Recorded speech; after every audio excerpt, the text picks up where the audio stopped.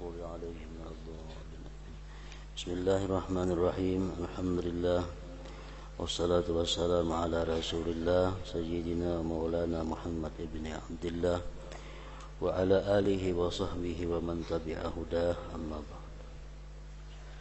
قال المصنف الإمام حجة الإسلام أبو حامد الغزالي رحمه الله ونفعنا بعلومه في الدارين.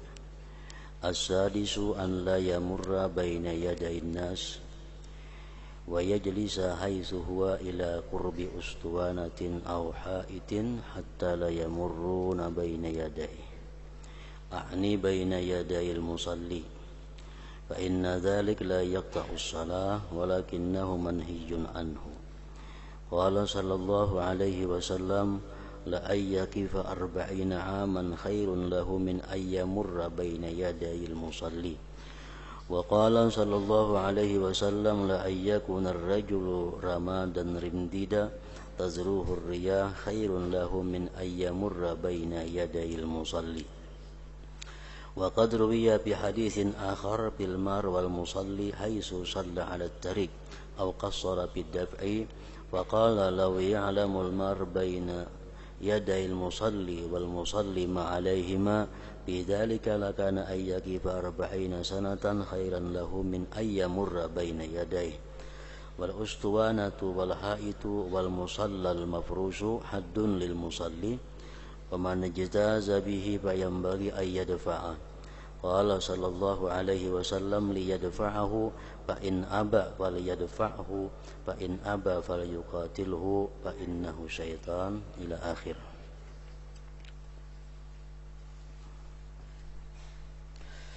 Makna daripada kalamul Imam Hujjatul Islam Abi Hamid Muhammad bin Muhammad Al-Ghazali rahimahullah, yang keenam daripada adab-adab Jumat, agar tidak liwat di hadapan orang-orang yang sembahyang. Jangan melibas, artinya di hadapan orang yang sembahyang.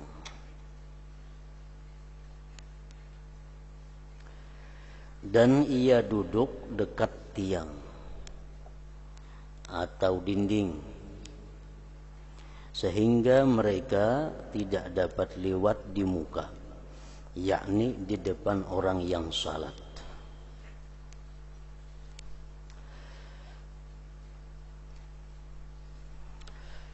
Nah, di sini adalah Imam Ghazali menerangkan sesuatu yang sunat dilakukan oleh orang yang hendak sembahyang, antara lain adalah menggunakan sutrah. Menggunakan sutrah itu termasuk penyempurna sembahyang, sunat hukumnya. Sutrah itu artinya adalah sesuatu benda, sesuatu barang yang tingginya sekitar 2/3 hasta, diletakkan di depan orang yang salat, dan jarak antara kaki orang yang salat itu dengan barang tersebut kada lebih daripada 3 hasta. Jadi sutrah itu bisa berupa dinding, bisa berupa tiang, bisa berupa tungkat yang ditajak, bisa berupa sajadah, bisa berupa garisan. Tujuannya sutrah itu apa? Supaya orang kada boleh lewat di depan, di hadapan orang yang sembahyang tersebut. Itu gunanya sutrah tadi.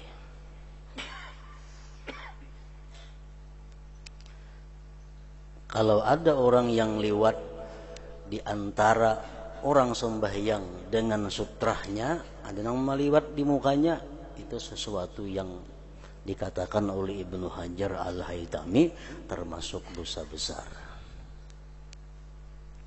Nah jadi artinya sunat kita sembahyang baik di rumah, baik di masjid, baik dimanapun menggunakan sutra itu.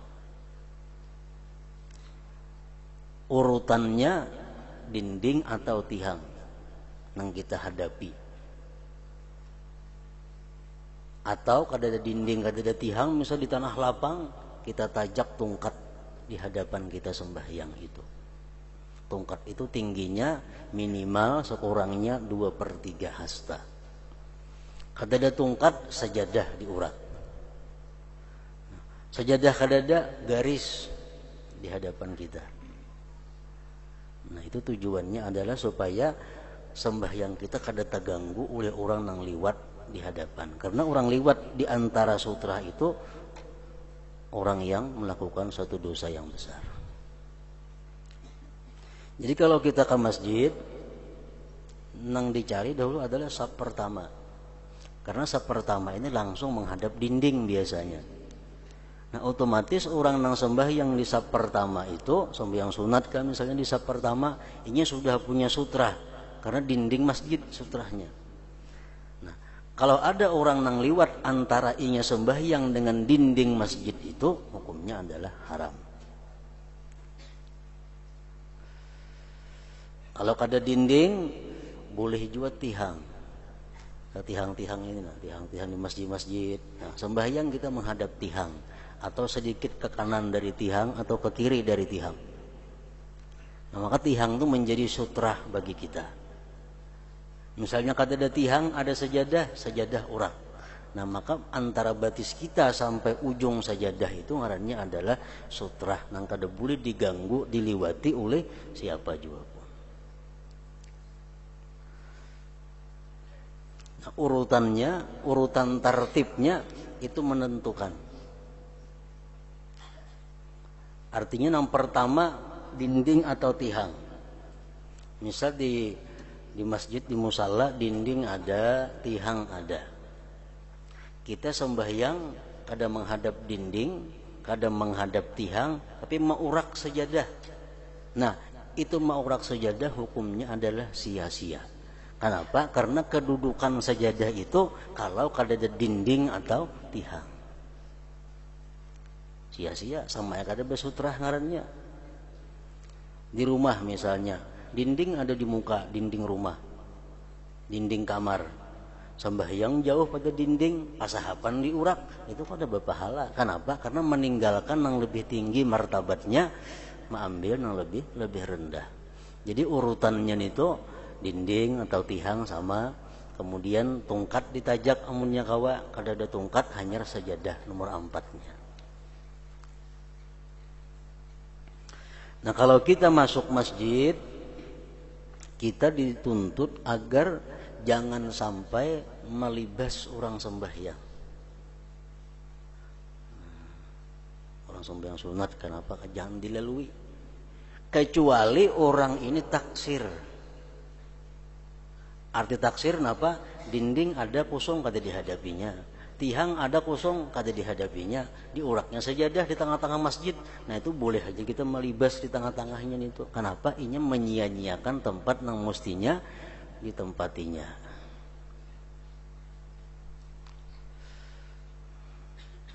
Jadi kalau kita ke masjid atau di rumah hendak sembahyang, kita disunatkan dahulu mencari sutra tadi, dinding atau tihang. Bila kada ada tungkat, bila kada ada hanyar sajadah. Agar tidak liwat di hadapan orang-orang dan ia duduk dekat tiang atau dinding. Jadi kalau kita memilih tempat di masjid, di musalla, di langgar, kita milih tempat sagan sembahyang itu, pilih parak dinding atau parak tihang.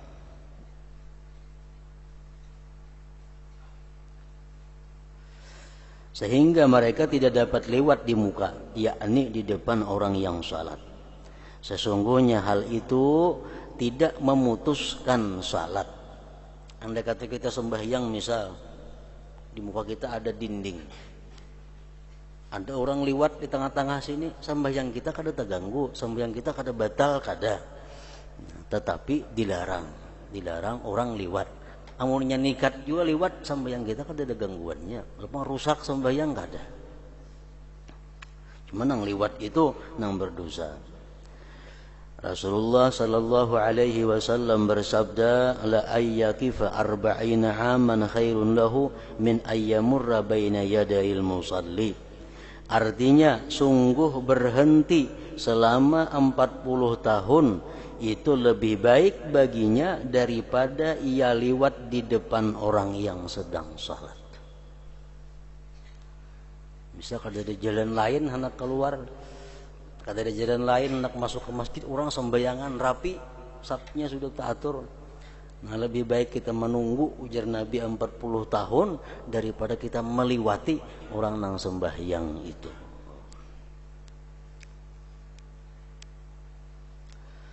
Dan beliau sallallahu alaihi wasallam bersabda, la ayyakuna ar-rajulu ramadan rimdida bacaannya tazruhur riyah khairun lahu min ayyamurra baina yadayil musalli. Artinya sungguh seseorang menjadi abu yang diterbangkan oleh angin itu lebih baik baginya daripada liwat di depan orang yang sedang salat.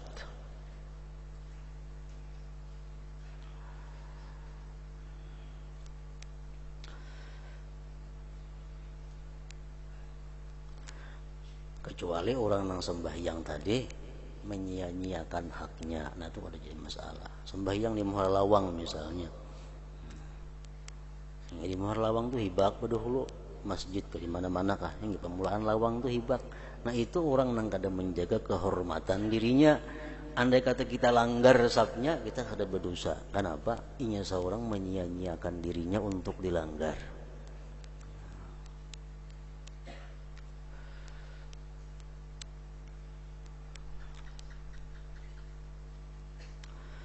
Dan telah diriwayatkan di dalam hadis lain mengenai orang yang lewat dan orang yang salat di mana ia salat di jalan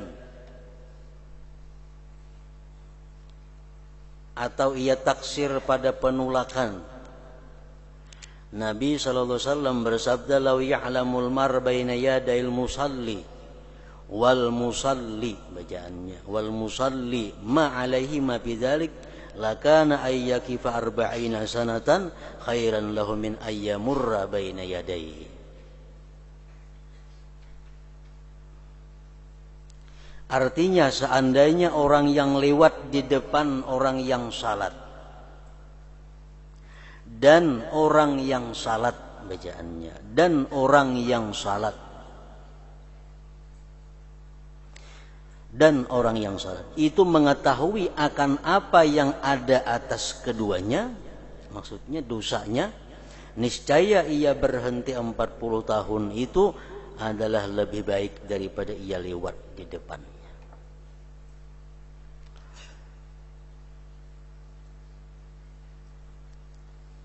Jadi ini ancaman Rasulullah baik kepada orang yang lewat di hadapan orang sembahyang lawan orang sembahyangnya juga. Orang nih sembahyang di tengah jalan,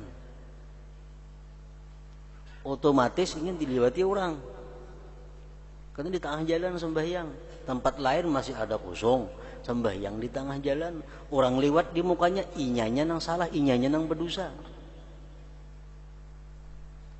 Menurut dalam hadis ini, kita sembahyang di tengah jalan, orang nang lewat di hadapan kita ada berdosa, inya kita nang salah, kitanya nang sembahyang di tengah jalan itu nang berdosa. Nah, atau lagi umpamanya kita sembahyang menghadap dinding, menghadap tiang, cukup syarat. Ada orang yang lewat di tengah-tengah kita, kita kadang menghalangi lawan tangan. Menurut ulama yang mengambil zahir hadis ini, itu pun berdosa. Nang lalu berdosa, nang sembahyang pun berdosa juga. Kita sembahyang di saf pertama menghadap dinding, jarak antara batis kita kada lebih dari 3 hasta, berarti cukup syarat ngarannya ini. Tahu-tahu ada orang melibas di hadapan kita, nah berjalan. Kada kita halangi, kita berdosa. Mesti dihalangi lawan tangan. Jangan lewat di sini artinya. Nah, jadi hadis ini menurut Abu Thalib Al-Makki dalam kitabnya Qutul Qulub merupakan ancaman bagi keduanya, bagi orang nang sembahyang dan bagi orang nang liwat di hadapannya.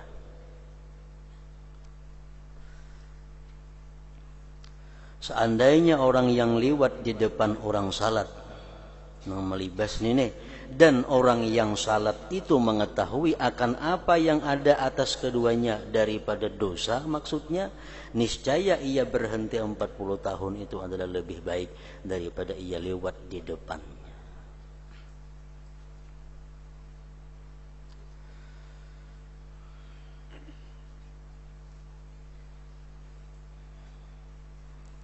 Nah, kalau sudah kita sembahyang berjamaah, itu sab itu sudah jadi sutrah masing-masing. Imam sutrahnya dinding masjid umpamanya. Sab nang pertama sutrahnya ia sutrah imam. Orang nang sembahyang di sab kedua sutrahnya ia orang nang di sab pertama. Orang sembahyang di sab ketiga sutrahnya orang nang di sab kedua. Orang sembahyang di sab keempat sutrahnya orang nang di sab ketiga. Jadi kalau sudah sab itu rata, misal sab pertama penuh, sab nang kedua penuh. Nah, kita kada boleh liwat di tengah-tengah sini kalau orang ada sembahyang. Karena sab kedua ini sutrahnya adalah orang-orang nang berdirian, orang-orang nang sembahyangan di sab pertama itu. Asalkan jarak antara sab ke sab itu kada lebih dari 3 hasta. Kalau lebih pada 3 hasta itu sudah kada cukup syarat untuk dijadikan sutrah ngarannya. Misalnya peimaman itu karena mihrab masjid itu panjang, maksud 4 meter. Kalau si imam sembahyang di parak sini, sehingga antara imam ini ke dinding itu misal 3 meteran lagi, nah imam ini sembahyang ada bersutra, mesti diulahkan di hadapan imam itu ada kayu kah, dampar tinggi kah, supaya imam ini ada berisian sutra. Karena jarak antara imam dengan dinding peimaman itu terlalu jauh, lebih daripada 3 hasta.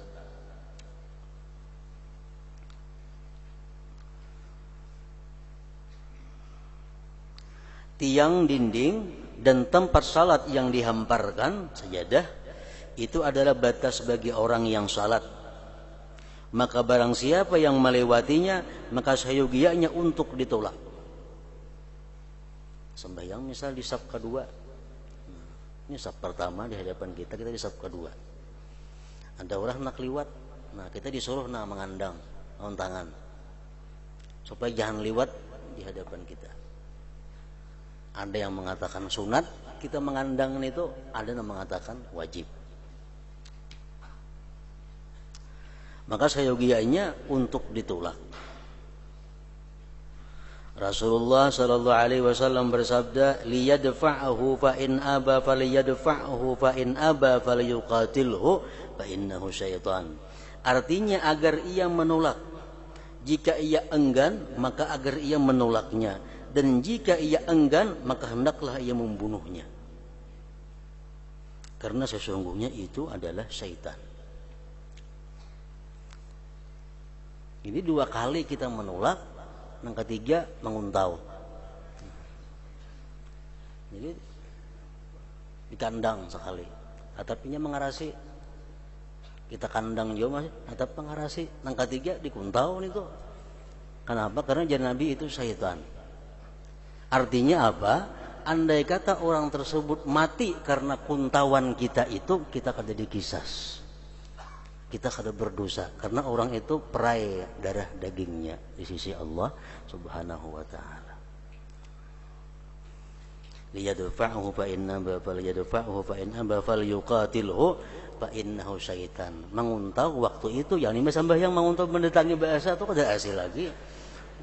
Ini menguntau parahatan itu.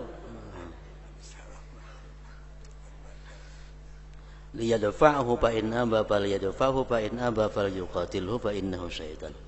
Artinya agar ia menolaknya, jika ia enggan maka agar ia menolaknya, dan jika ia enggan maka hendaklah ia membunuhnya, karena sesungguhnya ia adalah syaitan.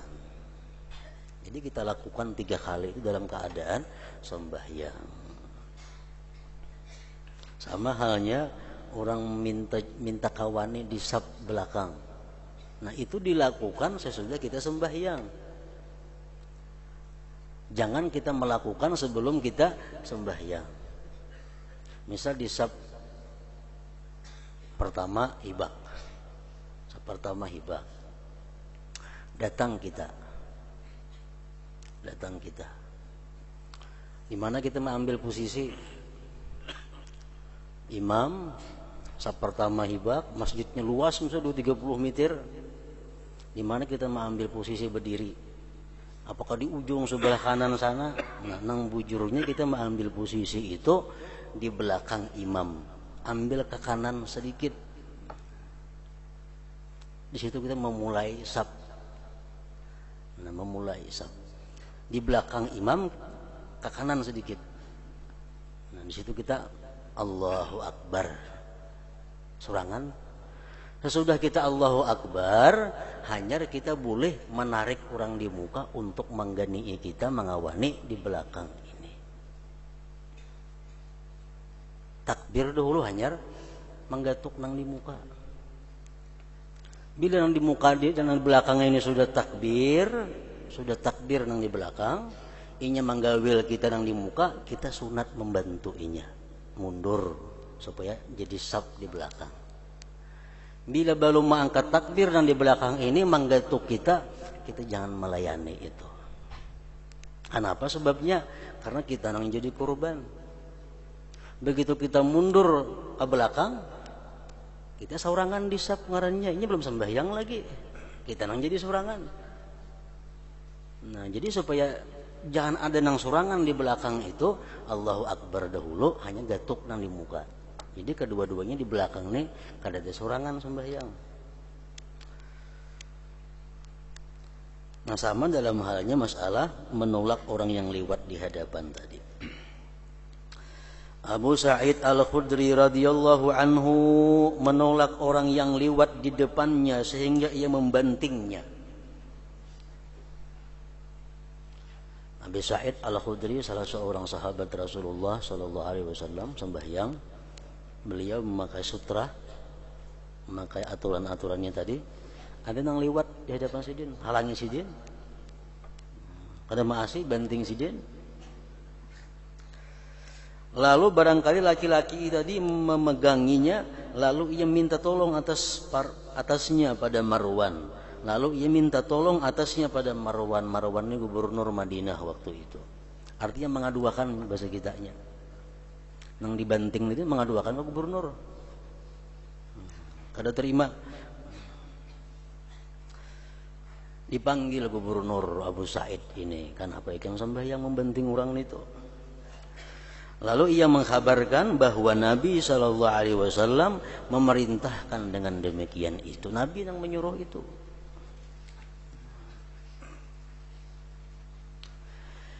Jika ia tidak mendapatkan tiang, nah kalau ada tiang misal, maka hendaklah ia menegakkan sesuatu di mukanya, tongkat.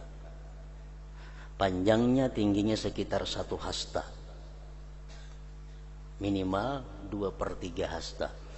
Agar menjadi tanda bagi batasnya. Nah, jadi artinya sutra itu hukumnya sunat. Baik sembahyang surangan, baik sembahyang berjamaah, baik sembahyang di masjid, baik sembahyang di rumah, baik laki-laki, baik bini-bini, dianjurkan, disunnatkan bersutrah itu. Artinya sembahyang jangan jauh pada dinding rumah, jangan jauh pada tihang, punya kadada urak sajadah. Tapi kita ingat bahwa sajadah itu kada berfungsi. Sajadah kada jadi pahala amunnya kita kada menggunakan dinding, padahal dinding ada.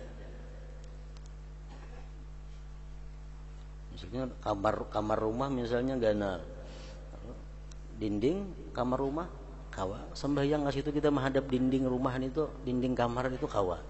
Tapi kita jauh pada dinding, kita urak sajadah. Nah itu kita kada dapat pahala sutra, kada dapat. Karena kita meninggalkan dinding tadi. Yang ketujuh, adab daripada Jumat agar ia mencari saf pertama karena keutamaannya banyak.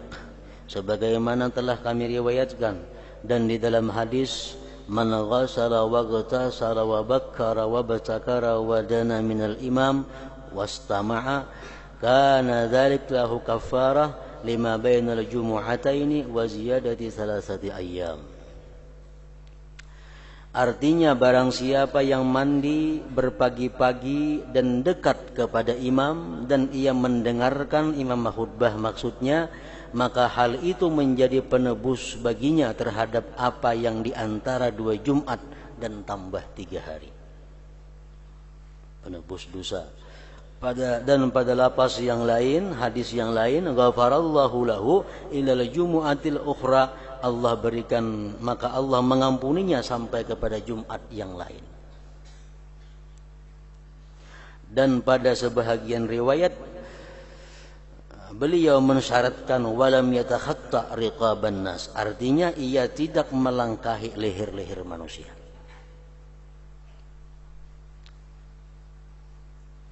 Jadi saf pertama itu merupakan sesuatu yang disuruh untuk mendatanginya, mengisinya. Karena Nabi mendoakan orang-orang yang sembahyang di saf pertama itu.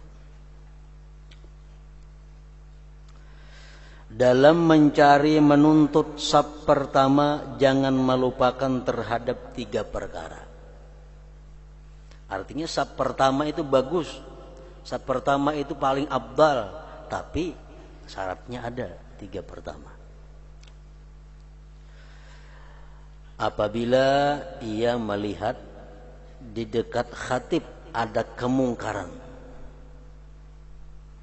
di mana ia lemah untuk merubahnya, misalnya imam atau lainnya mengenakan sutra atau salat dengan senjata yang banyak, berat dan menyibukkan, atau senjata yang ada emasnya atau lain sebagainya dari hal-hal yang wajib diingkari, maka mundur itu lebih selamat dan lebih menghimpunkan bagi himmah.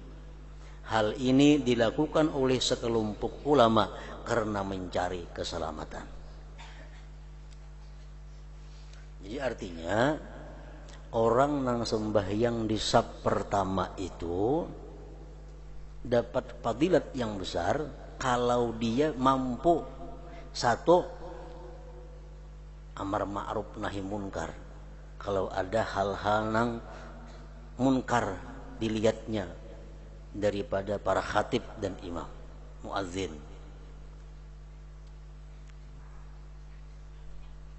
Imam misalnya, khatib misalnya, tinggal rukunnya, mesti kau menagur nang di saf pertama ini.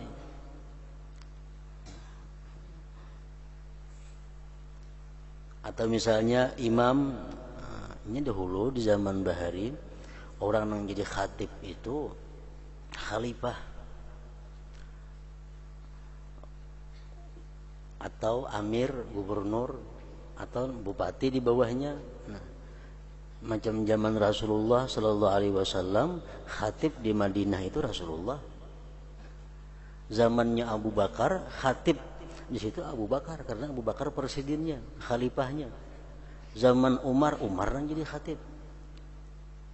Jadi bila orang yang jadi pejabat memimpin satu wilayah, ini yang mesti jadi khatib di situ.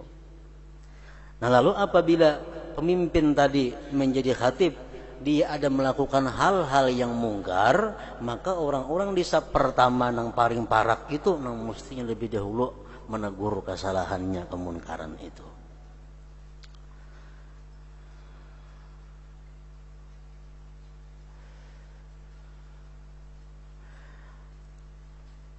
Jadi apabila ia melihat di dekat khatib akan kemungkaran di mana ia lemah untuk merubahnya,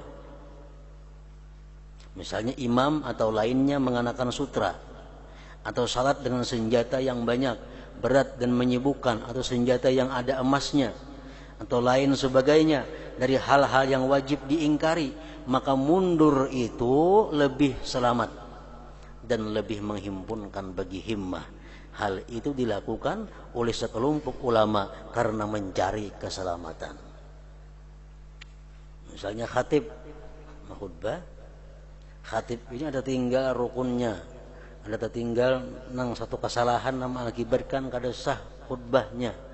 Orang yang paling bertanggung jawab orang yang di saf pertama karena paling dekat dengan imam.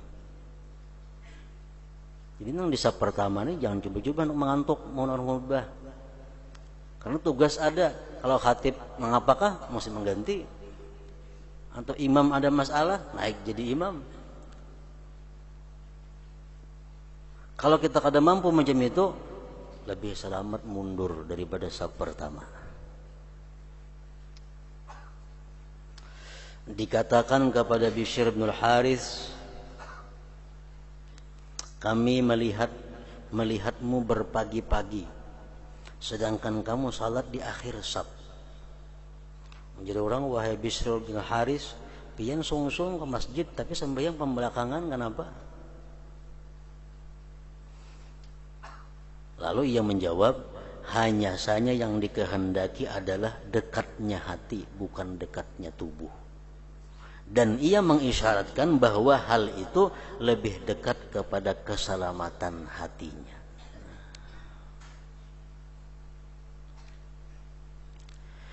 Sufyan As-Sauri melihat kepada Syu'aib bin Harbin di samping mimbar dengan mendengarkan khutbah dari Abi Ja'far Al-Mansur. Kalau kada salah ini khalifah. Abi Ja'far Al-Mansur khutbah. Syu'aib bin Harbin duduk di parak situ mendengarkan khutbahnya. Sufyan Sauri melihat dari kejauhan. Ketika ia selesai salat, ia Sufyan Sauri berkata kepada Syu'aib bin Harbin tadi. Ujar Sufyan Sauri, hatiku sibuk terhadap dekatmu kepada ini. Bahasa kita, wahai kawan, hatiku kada nyaman melihat ikam dekat mimbar itu. Hatiku sibuk terhadap dekatmu kepada ini. Apakah kamu percaya untuk mendengar perkataan yang wajib atasmu untuk mengingkarinya? Artinya amun khatib itu ada hal-hal pidatunya yang salah, pidatunya yang kada pantas, apakah mampu mengingkarinya?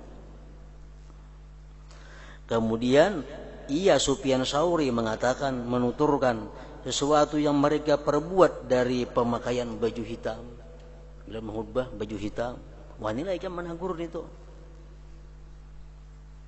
Lalu ia berkata, Syu'aib tadi berkata, wahai Abu Abdillah, wahai Sufyan Sauri, tidakkah dalam hadis terdapat udunu wastami'? Wahai Sufyan, hadis mengatakan dekatlah kamu kepada khatib dan dengarkan. Kenapa kamu menyuruh aku berjauh pada mimbar? Karena hadis mengatakan dekatlah dengan mimbar dan dengarkan. Artinya mendekatlah dan dengarkanlah. Lalu ia berkata, Sufyan Sauri tadi berkata, celaka kamu. Itu bagi khulafaur rasyidin yang dapat petunjuk. Nang kita disuruh berparak lawan khatib, disuruh kita mendengarkan khutbah, dekat dengan khatib itu kalau khatibnya khulafaur rasyidin yang dapat petunjuk. Adapun mereka hatib-hatib nang sekarang, maka setiap kali kamu jauh dari mereka dan kamu tidak melihat mereka, maka ia lebih dekat kepada Allah Azza wa Jalla. Kalau khalifah-khalifah sekarang yang jadi khatib, makin jauh makin dekat dengan Allah Ta'ala. Makin jauh daripada khatib itu makin dekat kepada Allah Subhanahu wa Ta'ala.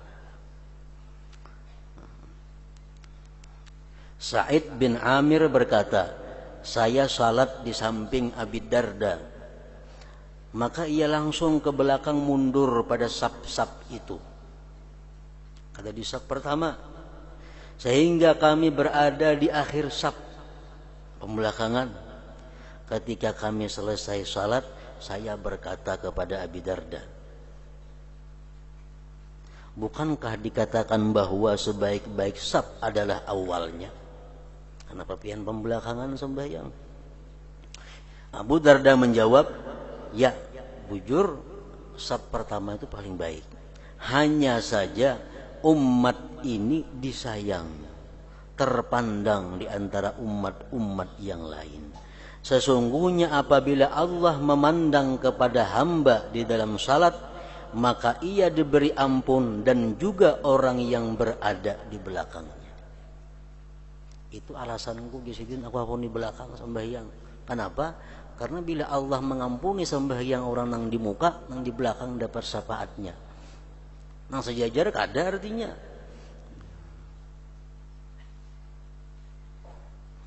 Maka ia diberi ampun dan juga orang yang berada di belakangnya. Saya ke belakang, ujar Abu Darda, dengan harapan Allah memberi ampun kepada saya dengan salah seorang dari mereka di mana Allah memandang kepadanya. Ini alasan Abu Darda kenapa sembahyang pembelakangan. Karena gisidin, kalau orang di muka itu, yang sembahyang di muka itu ada orang yang dipandang Allah, Allah ampuni dosanya dan orang yang berada di belakang-belakangnya. Nah, jadi aku berharap bahwa orang di muka itu ada yang dapat ampunan sehingga merimbit juga ke belakang ampunan Allah Ta'ala itu. Sebagian perawi berkata bahwasanya ia berkata, saya mendengar Rasulullah SAW mensabdakan itu. Maka barang siapa yang terbelakang atas dasar niat ini karena mengutamakan orang lain dan menampakkan baiknya budi pekerti, maka tidak mengapa. Ketika ini dikatakan al-a'mal bin niyat, artinya amal-amal itu menurut niatnya. Nah, dalam hal ini Imamul Ghazali berbeda pendapat dengan banyak para ulama. Sedangkan para ulama lain mengatakan bahwa al-itharu bil qurabi makruhun. Mengutamakan orang lain dengan sesuatu yang fadilat, sesuatu yang ibadah, itu makruh. Pertama misalnya, itu fadilat, kemuliaan. Kalau kita menyuruh orang lain ke saf pertama, kita hakun di belakang, itu makruh. Itu pendapat kebanyakan ulama. Tapi kalau Imam Ghazali di sini berpendapat tergantung niatnya. Kalau niatnya anak sembahyang di belakang kayak nang tadi, tujuannya itu jisidin kada mengapa. Maka tidak mengapa ketika ini dikatakan al-a'mal bin niyat, artinya amal-amal itu menurut niatnya. Yang kedua, kita di saf pertama tadi disuruh jika sebidang tempat dari masjid di sisi khatib tidak khusus untuk para sultan, maka saf pertama itu disukai. Jika tidak, maka sebagian ulama memakruhkan masuk tempat yang khusus itu. Misal sembahyang Jumat di masjid, di saf pertama itu khusus untuk para sultan, untuk para pejabat-pejabat sembahyang di situ. Nah, kita makruh berparak ke situ di saf pertama. Pendapat sebahagian ulama tadi. Itu adalah bid'ah yang diadakan setelah Rasulullah SAW di masjid-masjid. Padahal masjid itu mutlak bagi seluruh manusia. Hal itu telah dipastikan atas penyelisihannya. Siapa yang datang pertama, itu yang paling berhak untuk masjid di saf pertama. Siapa yang datang awal, itu yang paling berhak. Kada ada istilah tempatku di masjid itu, kada ada. Kada ada.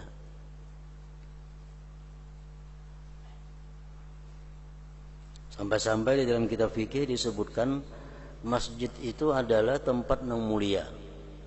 Dan yang paling mulia tempat di masjid itu adalah mihrab. Ngaran mihrab itu mana? Mihrab itu tempat sembahyang imam, itu mihrab ngarannya. Ada nang salawasan ini mihrab ada. Di mana tempat imam sembahyang itu mihrab ngarannya. Jadi bukan mihrab nang bejongol pe imaman kamu kalau sebagian disebut mihrab. Lain, mihrab itu di mana imam biasa sembahyang, di situ mihrab. Nah, di situ kada boleh si imam ini berlawas-lawas duduk di tempat mihrabnya itu kalau selesai sembahyang. Kenapa? Dikhawatirkan kalau ada kaum muslimin yang hendak ke tempat itu, karena itu tempat yang paling abdal di dalam masjid. Nah, jadi imam sayogianya tuntung wirid berjauh dari tempatnya itu, memberi kesempatan kepada orang lain untuk sembahyang di mihrab itu. Nah, jadi masjid siapa yang pertama datang itu yang paling berhak di saf pertama. Anas bin Malik dan Imran bin Husain salat di tempat yang khusus itu. Keduanya tidak memakruhkan hal itu karena menuntut kedekatan itu. Barangkali kemakruhan itu tertentu dengan keadaan yang dikhususkan dan larangan. Adapun semata-mata tempat khusus apabila tidak ada larangan maka tidak pasti makruh. Misal panitia masjid saf pertama khusus hari ini untuk para pejabat. Nah, itu bid'ah. Dan kita nang kada pejabat makruh sembahyang di saf pertama. Karena sudah ditentukan untuk bubuhan para pejabat. Ada yang mengatakan kada makruh seperti Anas bin Malik dan Imran bin Husain tadi. Yang ketiga, saf pertama masih bahwasanya mimbar itu memutung sebagian saf. Saf pertama adalah yang bersambung yang ada di halaman mimbar, dan apa yang ada di ujung itu terputus. Ini menurut Imam Ghazali. Amun mimbar macam di Masjid Sulaha itu kada jadi masalah. Kenapa? Karena andaknya mimbar kada mengganggu saf. Andaknya mimbar kada mengganggu saf. Nang jadi masalah ini kalau mimbar itu baka muka. Nah, sehingga memutung saf. Apakah keberadaan mimbar itu memutung saf atau kada? Menurut Imam Ghazali, nangaran saf pertama itu adalah saf nang di muka mimbar. Karena itu nang kada terputus. Saf pertama saf nang di muka mimbar. Kalau saf kiri kanan mimbar tuh kada saf pertama ngarannya kada terputus oleh adanya mimbar ini. Ini pendapat Imam Ghazali. Bahwasanya mimbar itu memutong sebagian saf.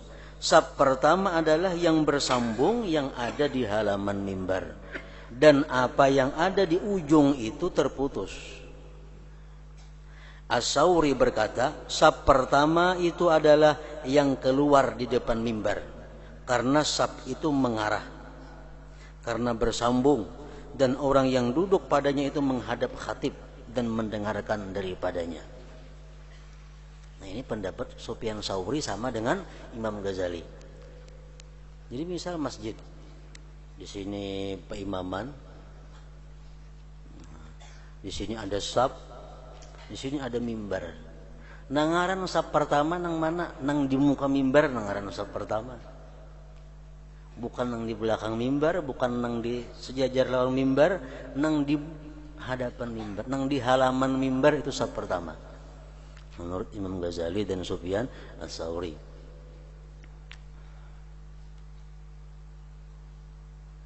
Jadi kalau mimbar macam Masjid Sulaha nang di muka itu ada masalah karena kada memotong saf.